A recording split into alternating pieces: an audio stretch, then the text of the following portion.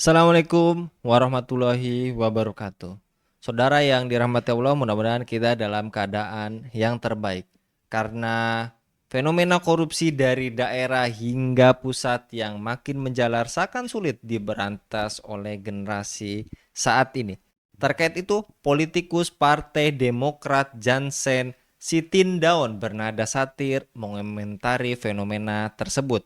Melihat fenomena yang ada dari pusat sampai daerah, silakan saja korupsi, tapi tolong sewajarnya. Ujar Jansen dikutip kantor berita politik Ermol dari akun X @Jansen strip JSP pada hari Senin 20 Mei 2024. Oleh karena itu, dia menyebut bahwa PR atau pekerjaan rumah biar menjadi tugas generasi mendatang. Karena untuk sampai di titik anti korupsi total rasanya masih jauh dan sulit. Biarlah di generasi baru Indonesia berikutnya diupayakan sampai di titik ideal itu, ungkap Johnson. Saudara yang dirahmati Allah, cuitan Johnson dinilai seakan lumrahisasi korupsi. Walaupun korupsi yang seolah tidak bisa diselesaikan di negeri ini, apalagi pada hari-hari seperti saat ini, mewajarkan korupsi jelas tidak bisa diterima.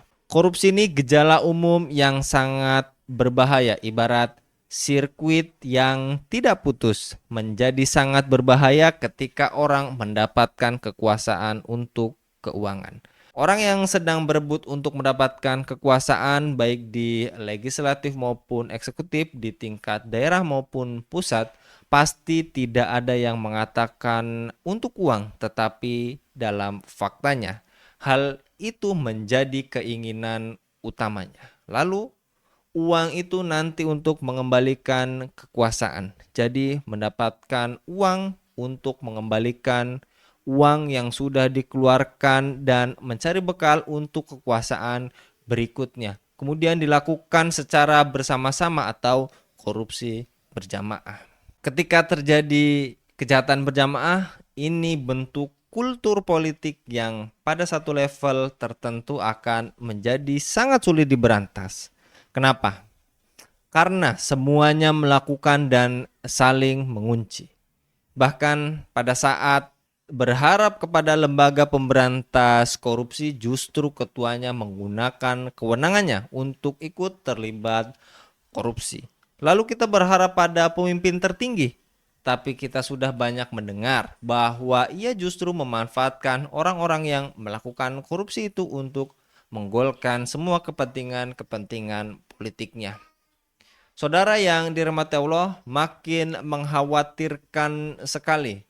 Oleh karenanya ada beberapa hal yang menunjukkan kondisi ini sangat mengkhawatirkan. Membentuk budaya koruptif karena tidak ada teladan dari pemimpin, bahkan pemimpinnya terlibat di situ. Kedua, hukum yang tumpul. Pelaku korupsi tidak bisa tersentuh hukum jika mau melakukan hal-hal yang dimau penegak hukum atau kekuasaan. Dan ketiga, kalaupun ada hukuman, maka itu ringan dan tidak memiliki efek jera. Kemudian keempat, jumlah uang yang dikorupsi sangat besar. Orang bisa berpikir ambil 100 nanti yang 10 untuk menyelesaikan kasus.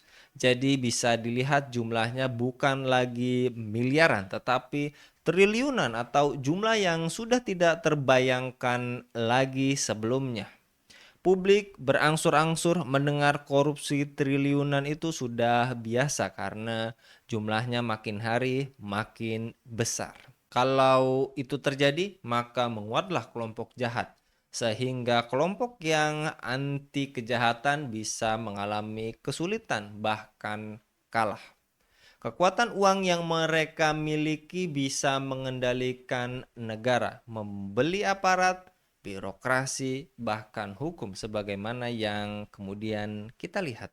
Maka dari itu, hakikatnya negeri ini butuh solusi Islam dan sistem Islam akan menutup seminimal mungkin perolehan harta dengan cara yang haram.